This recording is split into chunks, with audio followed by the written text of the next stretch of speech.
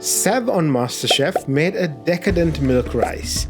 Inspired by that, let's make a traditional Sri Lankan milk rice with a couple of accompaniments.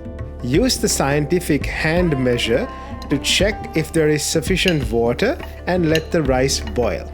Now let's make a spicy chili sambal. Add the ingredients and pound well. Then add onions. Pick a fresh lemon and add some zesty juice. Now mix well. The second accompaniment is onion relish, traditionally known as sini sambal.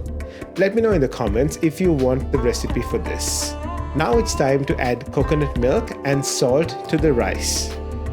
Serve the hot rice on a banana leaf or a flat plate.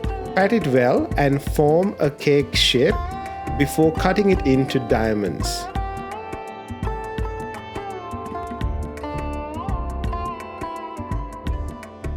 Click here to watch how to make a vegan-friendly young jackfruit curry.